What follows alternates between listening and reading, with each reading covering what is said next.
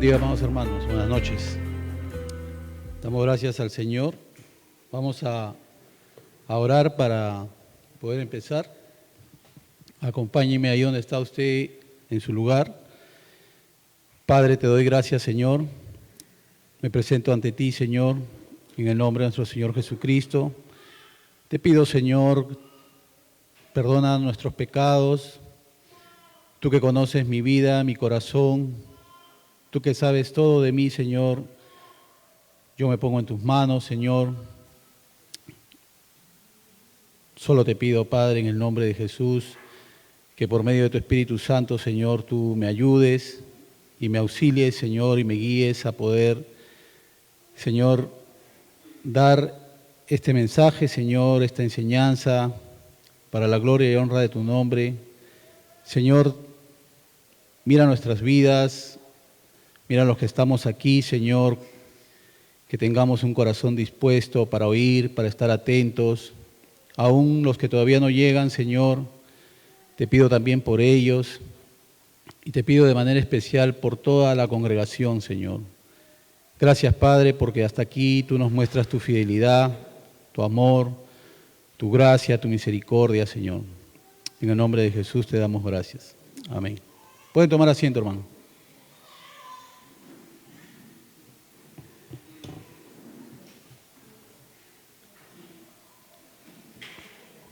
Muy bien, como decía nuestro hermano Steven, el tema es siguiendo al rey por todas las razones equivocadas, ¿no? ¿Y por qué tendríamos que seguir por las razones equivocadas cuando se debería de saber cuáles son las razones para seguir a Cristo, ¿no? Entonces, escuchaba la lectura de la palabra y en estos días el Señor, por medio del Espíritu Santo, me hacía recordar también ese pasaje, ¿no?, de Naamán, donde se enojó, dice, ¿no?, porque el profeta ni siquiera había salido, solamente le había dicho que vaya al río Jordán y que entre 7 veces, ¿no? Y ahí podemos ver cómo Naamán, al igual que muchas veces nosotros queremos que las cosas sean a nuestra manera, ¿no?, y no a la manera que Dios dice. Dios tiene una manera y Él lo va a hacer a su manera. Entonces, estuvo eso golpeando mi mente, ¿no? Incluso su siervo de Naamán le dice, ¿no?, Señor, si el profeta te hubiese dicho que hagas algo más difícil, tú lo hubieses hecho. La lectura dice que Naamán era hombre valiente, ¿no? O sea que para él no iba a ser impedimento, pero le dio algo que era fácil, pero ante los ojos de Naamán dice que él se enojó, ¿no?, porque no fue la manera con que él esperaba. Entonces, ya para empezar, vamos a ir viendo una historia que hay en el libro y habla de un hombre cristiano, ¿ya?, que tiene su familia, tiene su esposa, tiene sus 2 hijos, ¿no? ¿Y qué sucede con este hombre, no? Él dice que cierto día llegó de trabajar agobiado, cansado, con tantas cosas que estaba pasando en su matrimonio, con sus hijos, y había, dice, en él frustración, había enojo, había impaciencia, y todo eso se lo transmitía a su esposa, y era algo que ya no podía más, ya dice este hombre, ¿no? Y comenzó, dice, a hablar, ¿no?, ¿de qué ha servido tantos años de estudio bíblico? ¿De qué me ha servido ir a la iglesia? ¿De qué me ha servido alejarme de mis amigos? Todo lo que tengo,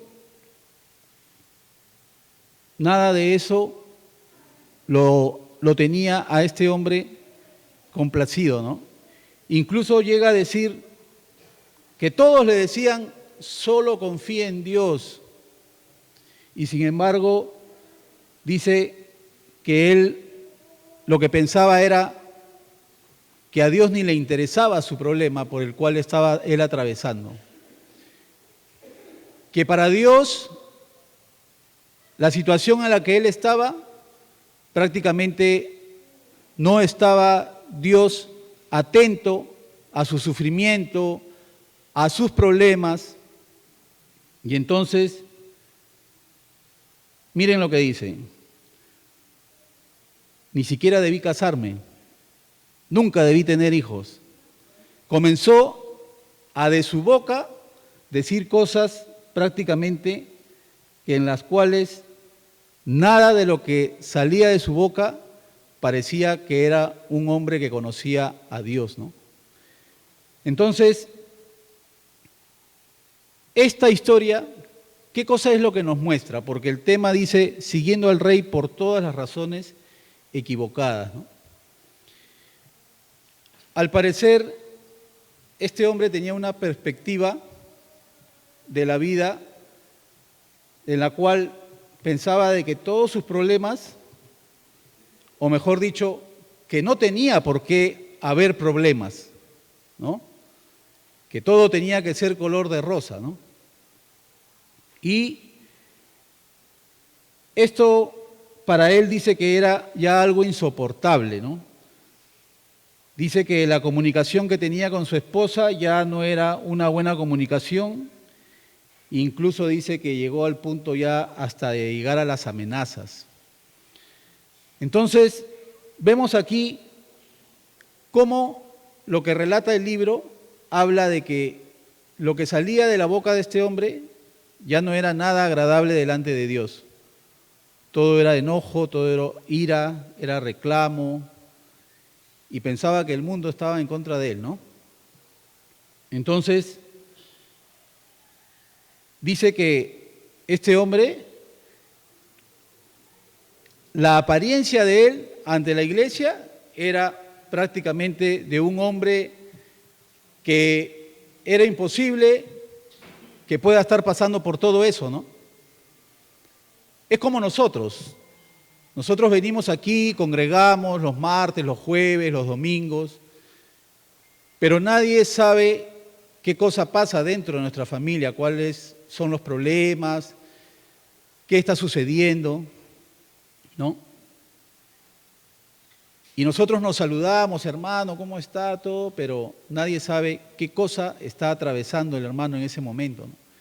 Es más, muchas veces estamos en situaciones difíciles y tampoco recurrimos a la iglesia para que se presente una oración por esa circunstancia o por ese problema que estamos atravesando, ¿no? Entonces, dice que este hombre en su corazón le había declarado la guerra a Dios. ¿Por qué? Porque no le había ido como a él esperaba. Por eso que les digo que tenemos una perspectiva equivocada, ¿no? Las cosas no estaban marchando como él quería. Más bien todo apuntaba a que su hogar se destruía, todo apuntaba a que él se iba a separar, se estaba prácticamente arrepintiendo de haber formado una familia. Y bueno, eso nosotros tenemos que tomarlo en cuenta, ¿no? En el libro de Lucas capítulo 6, versículo 45, dice la palabra de Dios: el hombre bueno saca lo bueno del buen tesoro de su corazón. Repito, el hombre bueno saca lo bueno del buen tesoro de su corazón. El hombre malo saca lo malo del mal tesoro de su corazón, porque de la abundancia del corazón habla la boca. Entonces, lo que vemos en este hombre no era algo agradable delante de Dios, sino que todo eran reclamos, frustraciones. Quizás ya ni siquiera había fe en él para creer de que Dios podía hacer algo en su familia, en su matrimonio, con sus hijos, con él. Y es por eso que el libro pone este capítulo de Lucas y nos enseña de que cuando de lo que sale de nuestra boca no es simplemente algo que nosotros decimos, sino que así como lo hablamos, pues en nuestro corazón está lleno de todo eso, ¿no? Amargura, enojo, ira, frustración. ¿Qué debemos hacer en ese momento? ¿Qué debía hacer este hombre? ¿Cuál debería ser el consejo para este hombre?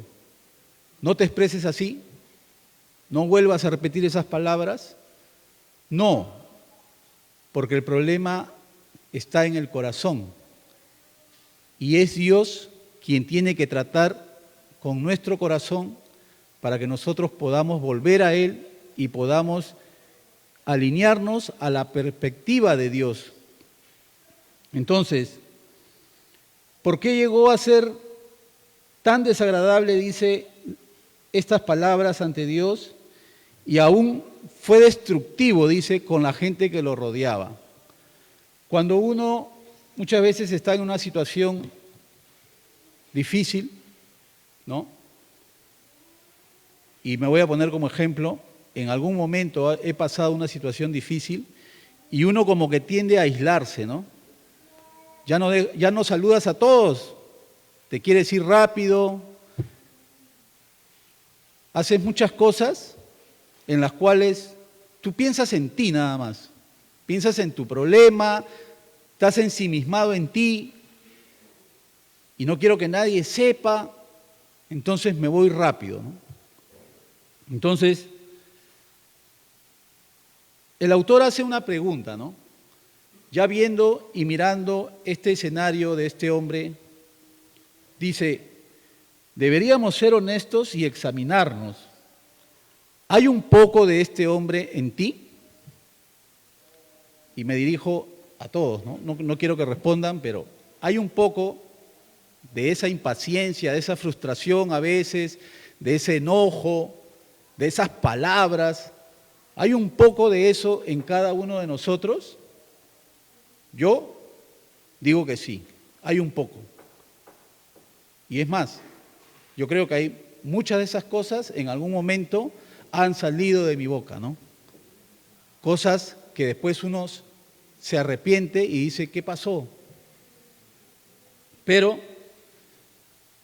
miremos cómo es que esto puede afectar, ¿no?, en la vida del creyente, en la vida del cristiano. Y justamente el libro se llama Guerra de Palabras, ¿no? Y un día Jesús dijo, ¿no?, por tus palabras serás juzgado, ¿no es cierto? Y una de las cosas también que el pastor Carlos nos enseñaba en una clase era que somos mayordomos de nuestras palabras. Y entonces tenemos que tener cuidado con lo que sale de nuestra boca. Entonces, vemos a este hombre cómo estaba siguiendo al rey, dice, por las razones equivocadas. Él pensaba de que todos esos problemas no tenían por qué estar pasándole y que él prácticamente no tenía por qué pasar por esa situación, ¿no? Como muchos de nosotros quizás a veces, cuando comienzan a pasarnos algunas cosas, dejamos de repente de orar o dejamos de venir a la iglesia y comienza nuestra fe a decaer, ¿no? Entonces, una de las cosas que vemos aquí es venir a Cristo no es que Dios te asegura felicidad para siempre, o que no va a haber problemas, o que nadie en tu casa se va a enfermar, o que nunca vas a tener falta de trabajo, que todo va a ser armonía. Al contrario, todas las cosas que pasamos muchas veces son parte del proceso de Dios para que podamos acercarnos más a Él. Entonces, dice también el autor, ¿cómo nos imaginaríamos entonces si esa perspectiva equivocada no estaba yendo bien? ¿Cuál sería entonces el mundo ideal? Que tengamos una buena casa, que tengas niñera para que cuide a tus hijos, que tengas un carro tú y tu esposa también otro, que tengas cuentas en el banco. Entonces, allí estarías siguiendo a Dios por una razón correcta, porque te da todo, porque lo tienes todo y nada te falta. Es una de las preguntas que el autor hace, ¿no? Si ya vimos que la razón por la cual este hombre seguía a Cristo era una razón equivocada, porque pensaba que tenía que tenerlo todo, que no tenía que enfrentar problemas. Entonces, ¿cuál sería lo ideal? Dice, para nosotros, ¿qué Mesías quieres, no? O sea, ¿qué rey quieres? ¿Un rey que vino a morir por ti en la cruz por tus pecados? ¿O un rey que solamente se encarga de darte cosas materiales, de llenarte de bienes, de hacer que tú seas exitoso, de que tú puedas tenerlo todo? Y que teniéndolo todo, entonces ya estás completo, ya no necesitas de nada. Entonces, si fuera así, ya no necesitaríamos de la palabra de Dios, no necesitaríamos congregar, no necesitaríamos nada espiritual, ¿no? Porque entonces todo lo alcanzaríamos. Vamos a ver en la lectura de Juan capítulo 6, del 11 al 15.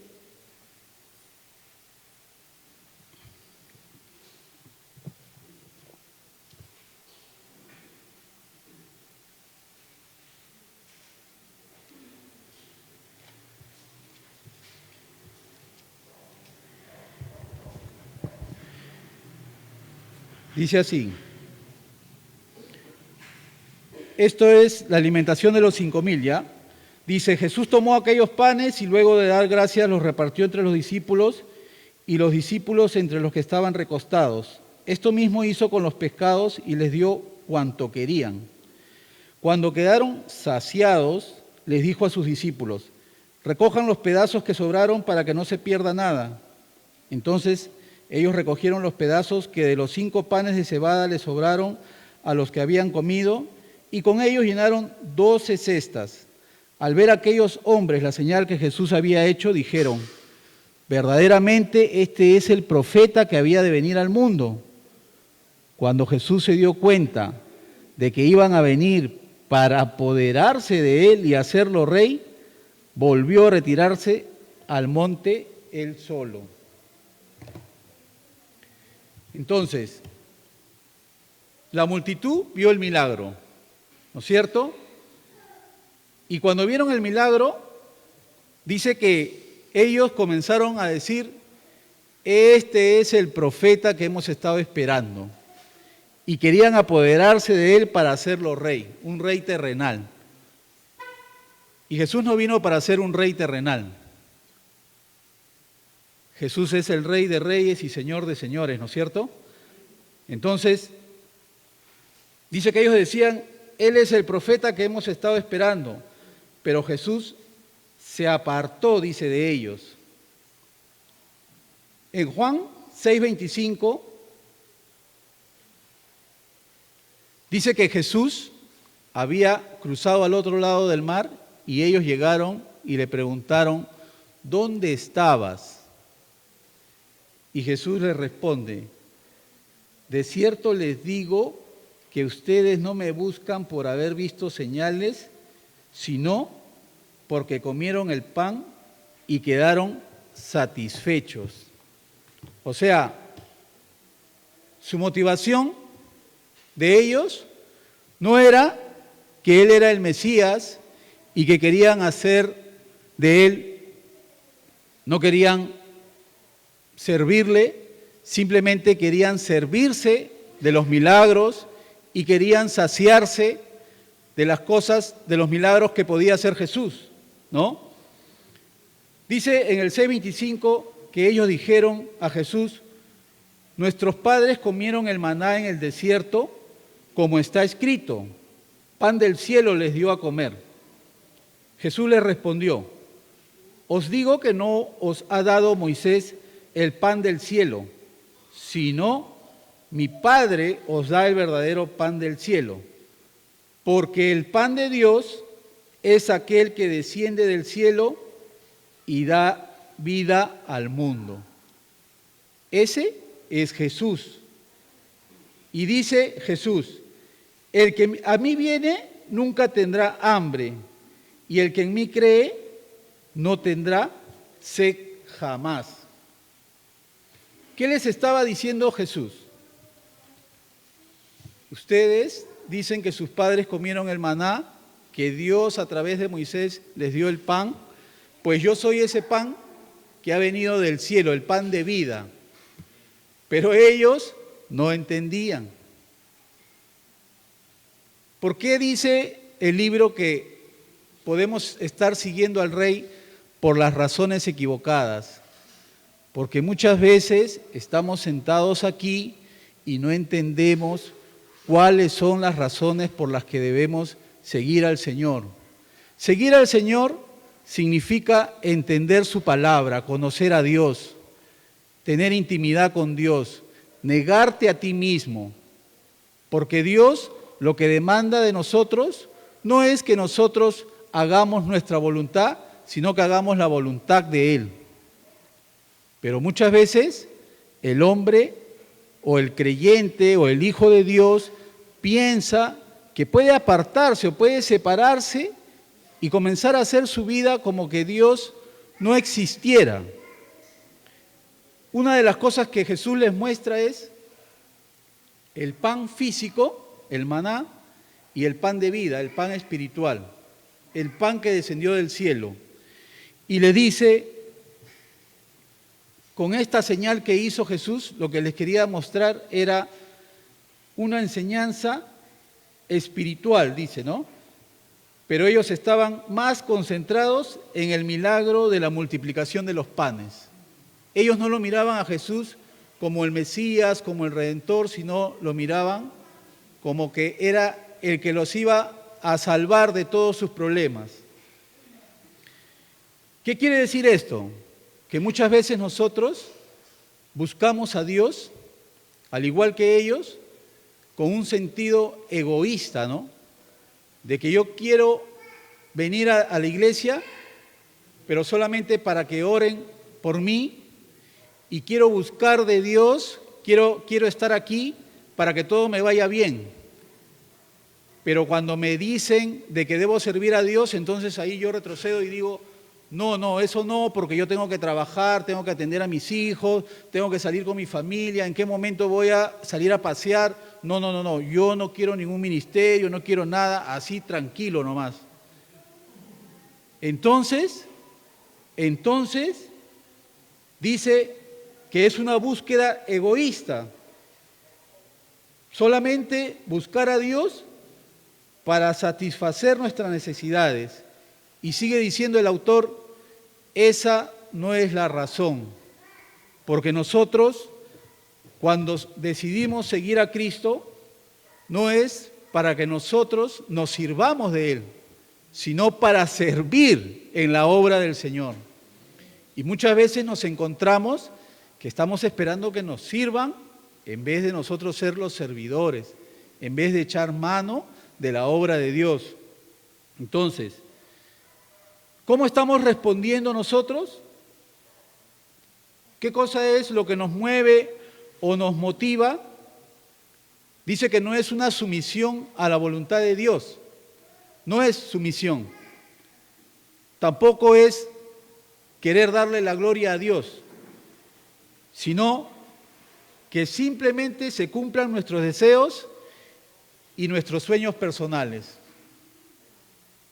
Y particularmente yo les digo, es verdad, porque uno se desenfoca rápido.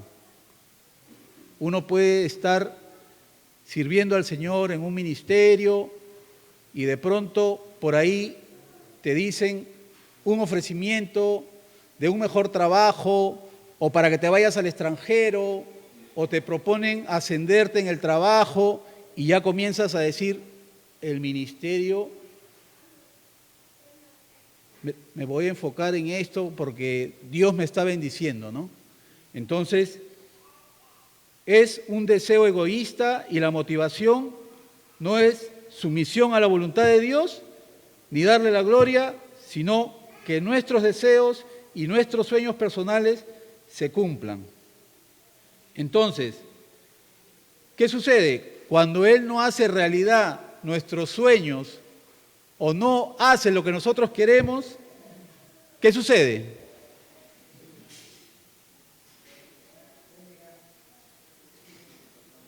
Nos quejamos, renegamos y dice que estos labios que el domingo está alabando y adorando, cantando, gritando a voz en cuello, comienza a renegar, comienza a cuestionar a Dios. Con este mismo labio, con esa misma boca, comenzamos a decir, no sirve de nada, ¿no? Entonces, una de las cosas que tenemos que detectar allí es que el enemigo de las almas siempre está acechando en la vida de cada creyente, ¿no? De cada cristiano.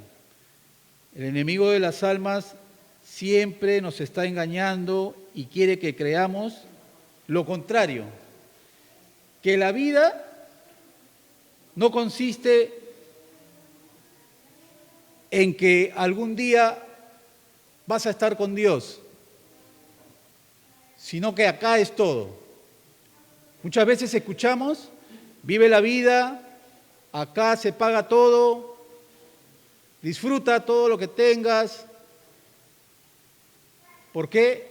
Porque es una perspectiva de que después de la muerte ya dicen, no, es que nadie sabe qué es lo que hay allá, pero en realidad lo que vemos aquí es que el enemigo nos engaña y nos hace creer que mejor es disfrutar de los bienes aquí y quedarnos aquí que tener esa esperanza de poder estar delante de Dios algún día y recibir esa corona que Él nos ha prometido. Entonces, dice, ¿cómo lo hace? ¿Cómo nos engaña? A través de las revistas, de los periódicos, de los anuncios, de las redes sociales, de la televisión. Todas esas cosas nos da para que nosotros tomemos de ello. Y cuando tomamos de eso, entonces pensamos de que ahí está la verdadera felicidad, el logro, el éxito. Pensamos que teniendo posesiones o posiciones, ya lo tenemos todo. Escucha, hermano, teniendo posesiones y posiciones, pensamos que ya lo tenemos todo. Escuchaba hoy día a un predicador, no es malo el dinero, lo malo es el amor al dinero. No es malo las posesiones, lo malo es que te posea a ti. Entonces, hay una verdad allí. Nosotros muchas veces dejamos que las cosas materiales nos tengan a nosotros y nos desenfoquemos del Señor. Entonces, ¿Cuál es el objetivo de que el enemigo nos engaña? Dice en Romanos 1:21, si me lo puede leer, hermano Steven Rodríguez.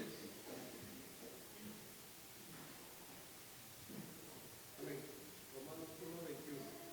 Pues habiendo conocido a Dios, no le glorificaron como a Dios, ni le dieron gracias, sino que se envanecieron en su razonamiento, y su necio corazón fue entenebrecido. Amén. Intercambiar la adoración y el servicio al Creador por adoración y servicio a las criaturas, dice. Y Romanos 1:21 habla, dice que no glorificaron a Dios, sino que se envanecieron. Y su necio corazón hizo que le den la espalda a Dios. Ahora vamos a leer 1 de Juan 2, del 13 al 15.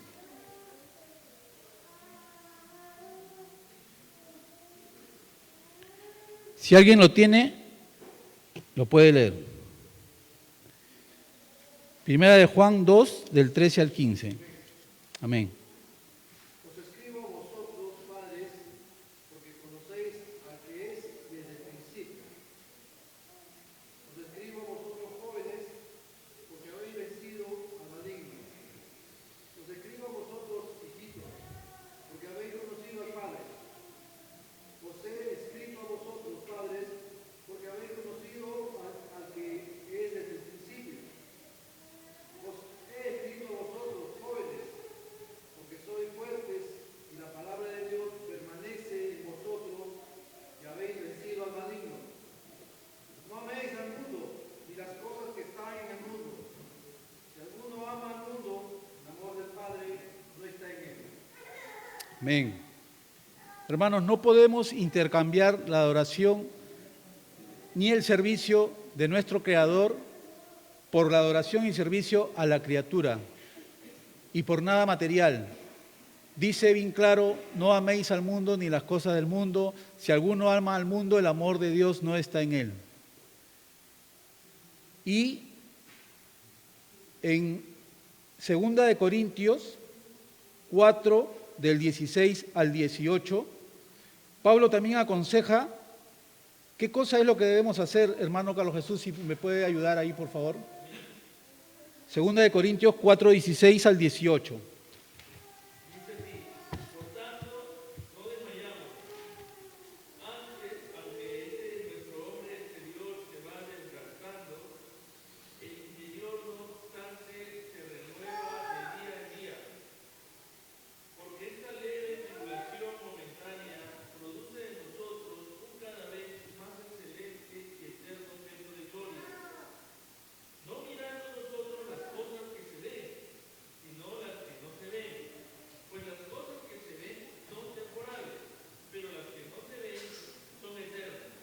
Aleluya, amén. Gracias, hermano. Hermano, no mirando las cosas, dice, del mundo, sino las que no se ven. Todo el sufrimiento, todo lo que podamos pasar, dice que produce en nosotros un eterno peso de gloria.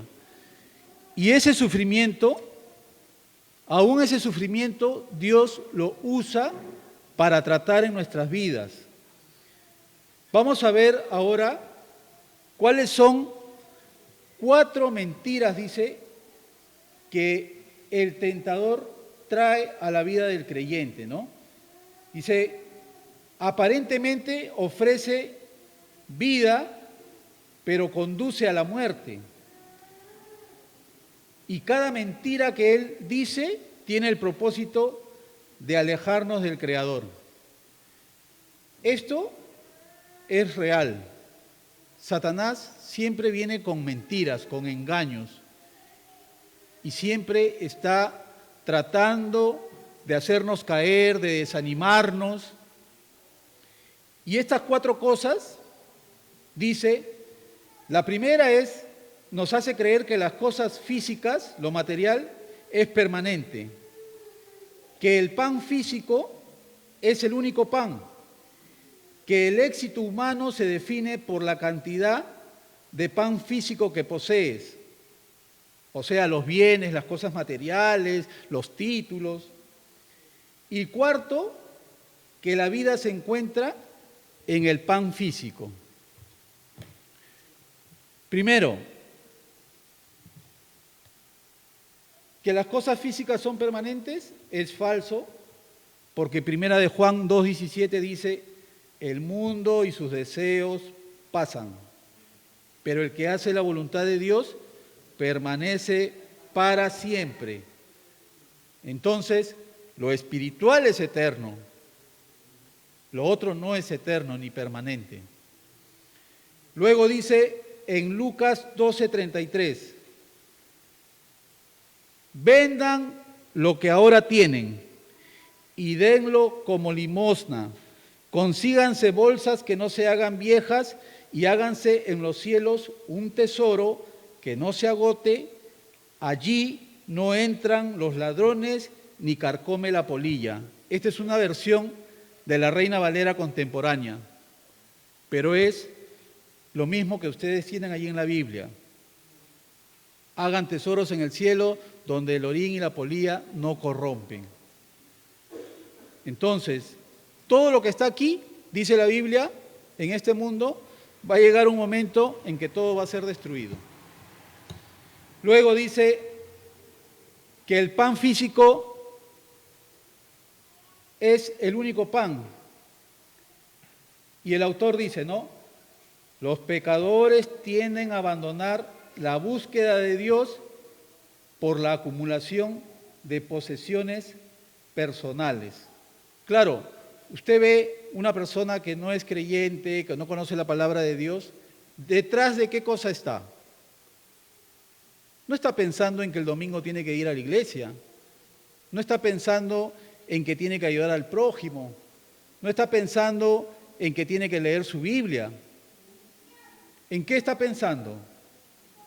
Acumulación de posesiones, dice. Acumulación de posesiones. Tiene, pero quiere más, y quiere más, y quiere más, y quiere más. ¿Qué nos dice Mateo 6, 31 y 32? Hermana Alicia, si lo tiene, por favor.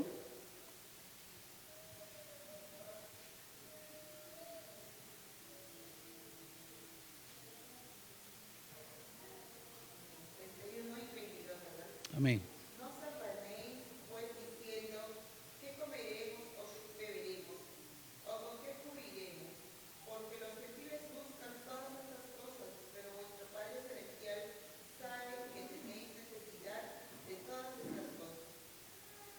Mas buscad primeramente el reino de Dios y su justicia, y todas estas cosas os serán añadidas. Amén. Gracias, hermano. Entonces, mientras que el engaño de Satanás es que lo material es lo único que podemos nosotros disfrutar en este mundo, el Señor, ¿qué nos dice? No se preocupen de lo que comerán, de lo que beberán, de lo que vestirán. No se preocupen porque Él tiene cuidado de nosotros y Él es el que nos va a dar todo y va a suplir nuestras necesidades. Lo tercero, que el éxito humano se define por la cantidad de las cosas que tienes. Y esto también es falso, porque nosotros no estamos completos a menos que tengamos la vida de Cristo en nuestra vida. Y aquí dice, el éxito humano, el engañador te hace creer que el éxito humano se define por la cantidad de cosas materiales que tienes o por los logros. Ahora, ¿quién en su corazón no ha deseado a veces haber nacido en una familia de plata?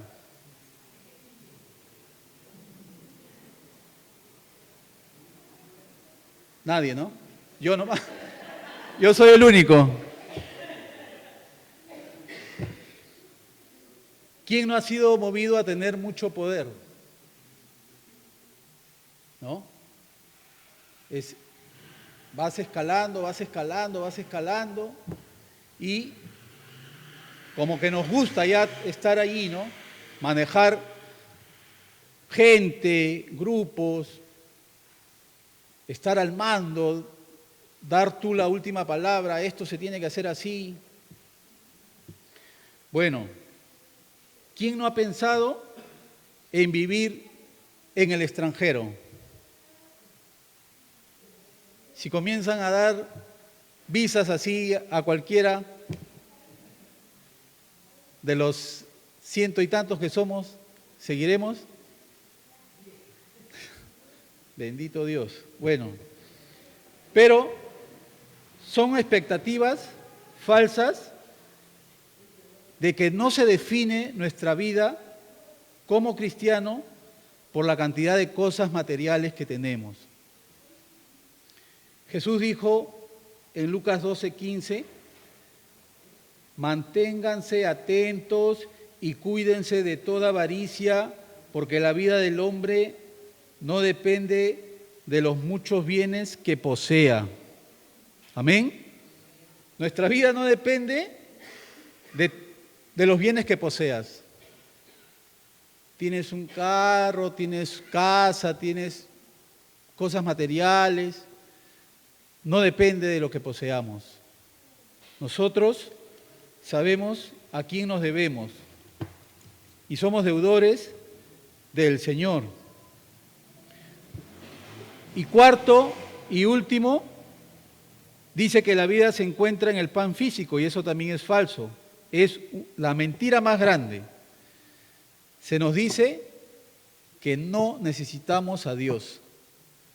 Muchas veces, cuando ha habido la oportunidad de presentarme como cristiano, a mí me han dicho, Ronald, pero ¿y qué hay si dejas de ir a la iglesia? ¿Qué va a pasar? No te va a pasar nada.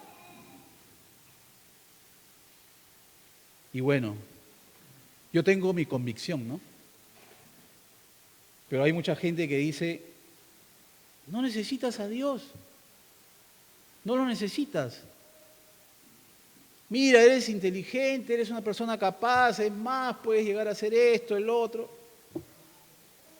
Te dicen que no necesitas a Dios. Pero así fue pues como la serpiente engañó a Eva, ¿no? Serás como Dios, se abrirán tus ojos y sabrás el bien y el mal. Y cayó.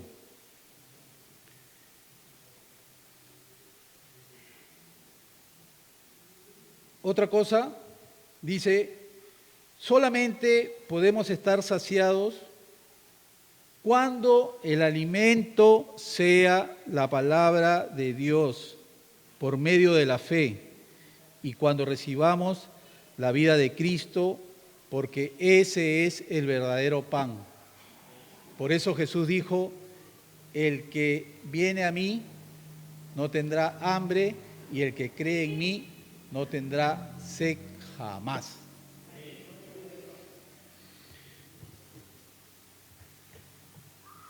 Dice el autor del libro, y es una pregunta, ¿no?, para cada uno de nosotros, ¿qué sueño traemos delante de Él? ¿Qué cosa es lo que anhelamos, lo que más anhelamos? ¿Qué cosa hay en tu corazón que le quisieras pedir a Dios? ¿Se han preguntado eso? Muchas veces nos dicen, ¿no? ¿Cómo te ves de acá a 5 años? En la empresa muchas veces preguntan, ¿no? Algunos dicen, con un negocio, voy a poner una distribuidora, que mira, yo me voy al extranjero. ¿Qué sueño traes delante de Él? ¿Qué quieres de Cristo?, dice el autor. Y miren lo que nombra Él, ¿no? Esto no es mío, sino que está en el libro, y dice, todo esposo y esposa sueñan con tener un cónyuge perfecto. Todo padre sueña con el hijo perfecto. Cada hijo ha soñado con el padre perfecto. Todo trabajador ha soñado con el jefe perfecto. Soñamos con el amigo perfecto. Soñamos con la casa perfecta. Pero ¿cuál es hoy el nivel más profundo de tu hambre? ¿Es Dios?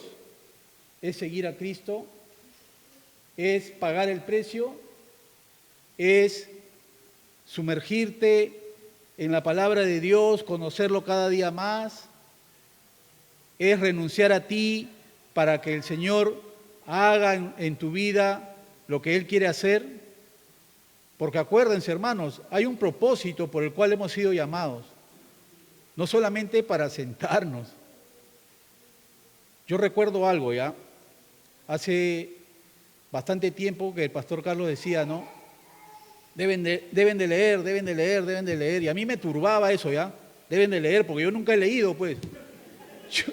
Yo nunca he leído, hermanos, no era de agarrar un libro, y es más, acabar un libro era toda una batalla, acabar un libro. De verlo nomás, veía así, me iba al final, wow, no. Pero de un tiempo ahora me comenzaron a interesar los libros. ¿Por qué? Porque estaba pasando por situaciones difíciles. Y aprendí, como dice Charles Spurgeon, ¿no? Que uno tiene que permitir que tu compañero te alumbre con su luz. Porque de esos grandes escritores y pastores que han estudiado teología y han escrito libros, tú puedes tener más claridad de la palabra de Dios. Yo no digo que eso reemplaza la Biblia, pero ellos te ayudan. Dios los ha iluminado de tal manera que te ayudan a ver las cosas ya no como tú piensas. Yo antes pensaba así cortito, pero le doy gracias al Señor porque ahora veo que verdaderamente te ayuda. Por eso que siempre se dice, ¿no? Tienes que ser enseñable, no creas saberlo todo. A veces pensamos de que ya, o sea, yo sé todo, yo voy a enseñar, puedo enseñar a los niños, puedo enseñar a los jóvenes, puedo enseñar a los adultos. No, todos somos enseñables. Y pregunta el autor, ¿no? ¿Te encuentras descontento con el presente o estás luchando con lo que Dios te ha dado hoy? Repito, ¿te encuentras descontento con el presente o estás luchando con lo que Dios te ha dado hoy? O sea, ¿estás inconforme con tu vida cristiana? O sea, ¿piensas de que no ha servido de nada darle tu vida al Señor? ¿Piensas de que todo ha caído en saco roto, que todas tus palabras nadie te hace caso, que no has sido útil para el ministerio? ¿Piensas de que es en vano seguir trabajando, que mejor haces un paso al costado? ¿Qué es lo que piensas? Para quitar esa expectativa, vamos a leer Primera de Pedro, capítulo 1, del 3 al 5.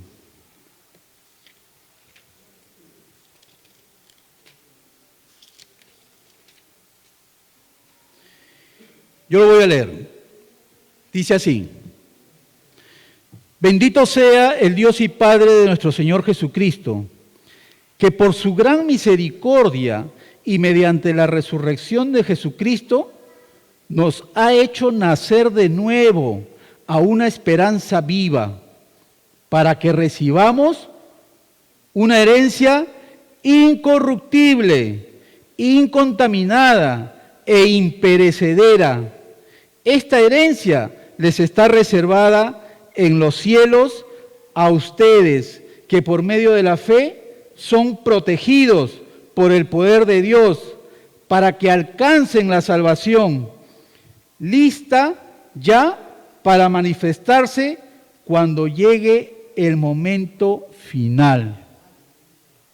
Bendito sea el Señor. Yo puse acá, aleluya. ¿Saben por qué? Porque el Señor me movió. Porque verdaderamente a veces yo pienso y digo, oh, ya ese carro, ya hay que cambiarlo, que esto, que el otro, que vamos a cambiar de trabajo, que esto, que el otro, pensando en las cosas terrenales y no en las cosas de Dios. Y a mí personalmente el Señor me hizo ver, ¿no? Oye, no pienses en esas cosas materiales porque yo he preparado allá esas cosas celestiales. Dice imperecedera, incontaminada, incorruptible. Nos ha hecho nacer de nuevo a una esperanza viva. Por medio de la fe, ustedes son protegidos por el poder de Dios para que alcancen la salvación. O sea, es tremendo, hermanos. Es tremendo poder leer la palabra de Dios y poder entender la dimensión.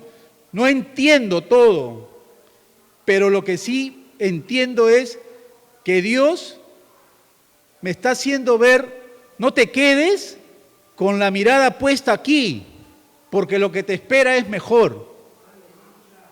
Entonces, yo digo, qué grande es el Señor, qué maravilloso, porque verdaderamente uno no entiende, ¿no? No entiende que lo que tienes ahora, en algún momento, como decía Salomón, ¿no? Después de mí, ¿quién vendrá? ¿Y qué hará? Pero eso no nos debe preocupar. Hemos sido salvados por su misericordia, nos ha perdonado nuestros pecados, somos parte de la familia de Dios. Y no solo eso, nos aguarda una herencia. Yo les quiero contar algo.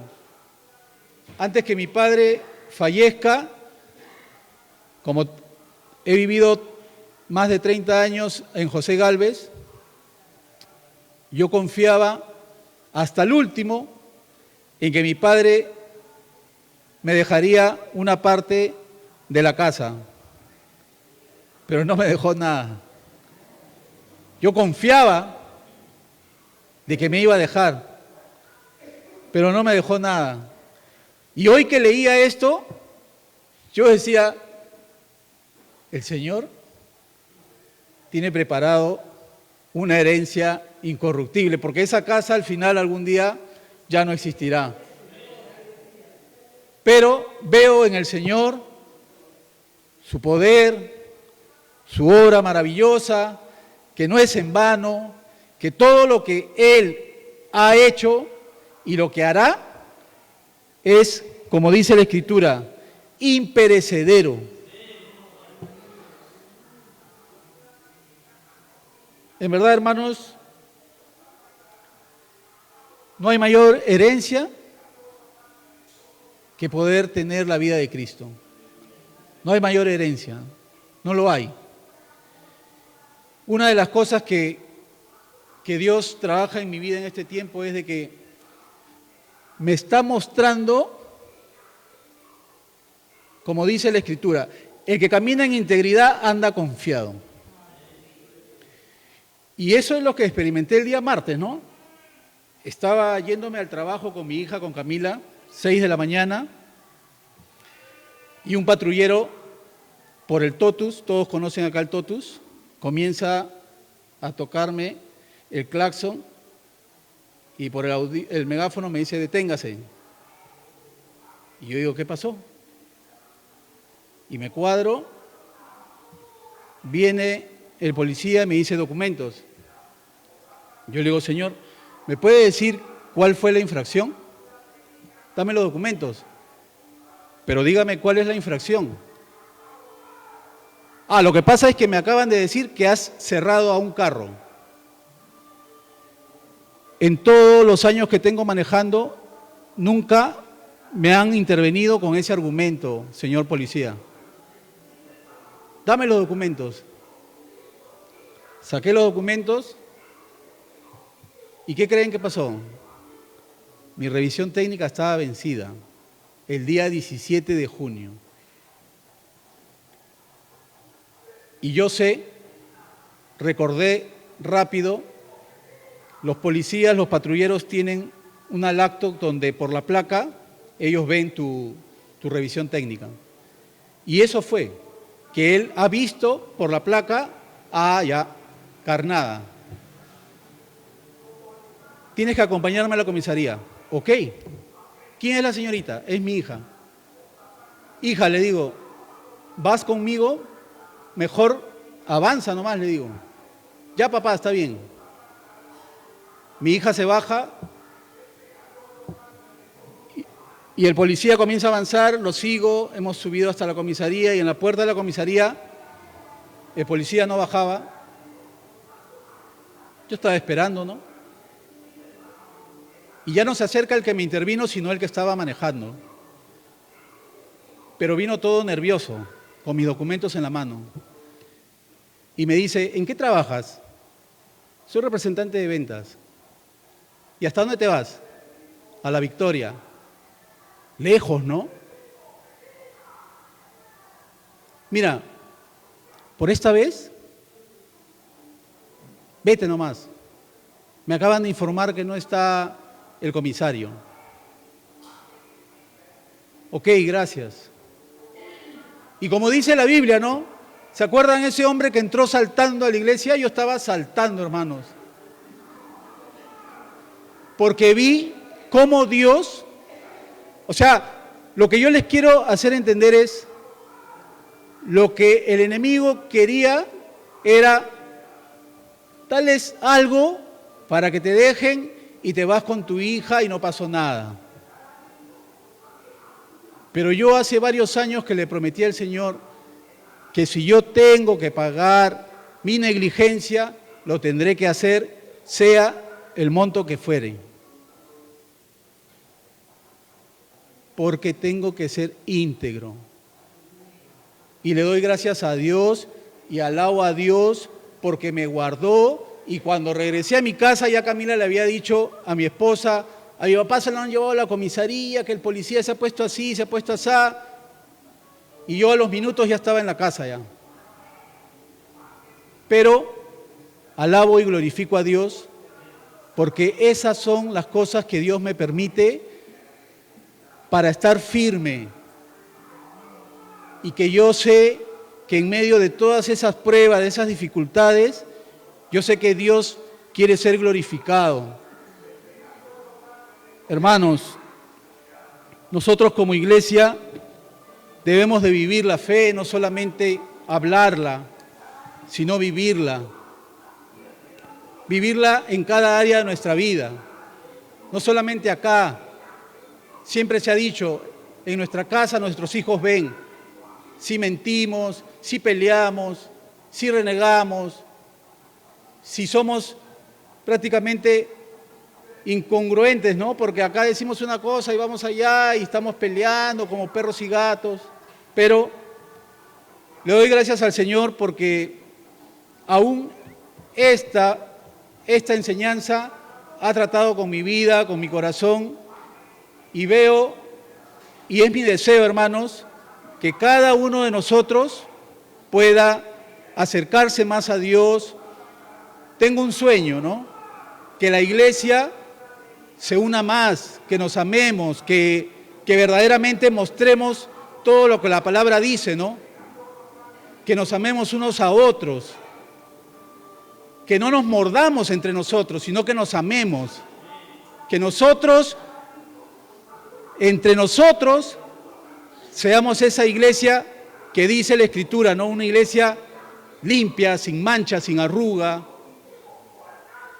Escuchaba a Miguel Núñez el otro día que decía, hay iglesias que son conocidas porque son miles de miembros, iglesias multitudinarias. Hay iglesias que son conocidas porque se expone bien la palabra de Dios, iglesias bíblicas. Pero no hay iglesias que son conocidas por ser compasivas. Y el Señor dijo bien claro, ¿no? Tengo compasión. Cuando vio esa gente, Él tuvo compasión, ¿no? Esa misma compasión debemos de tener nosotros por las almas que se pierden, por los hermanos que recién están aprendiendo. Compasión, que nos caracterice eso, la compasión. Oh, hermanos, yo les digo una cosa. La semana pasada estuvo aquí el hermano Junior y leyó un texto de la Biblia y él decía, Pachacamá, Pachacamá. Y yo hoy día cuando leía la Biblia encontré el texto que dice, Jerusalén, Jerusalén, que apedreas a los que matas a los profetas y apedreas a los que te son enviados. ¿Cuántas veces quise juntar a tus hijos como junta la gallina a sus polluelos? ¿Y qué dice? Y no quisiste. Y no quisiste. Hermanos, Dios quiere que seamos una iglesia unida, una iglesia compasiva. Entonces, Jerusalén, Jerusalén. Yo decía en la mañana, Pachacamá, Pachacamá, que matas a los profetas y apedreas a los que envías. Que el Señor nos ayude, a todos, a mí primeramente, que nos ayude, que nos guíe con su Espíritu Santo, que nos muestre verdaderamente su camino y que nos enseñe su palabra, que esa palabra que cae en nuestro corazón, como dice la Escritura, nunca retorna vacía, sino que cumple el propósito para el cual Él lo ha enviado. Que Dios lo bendiga, amados hermanos.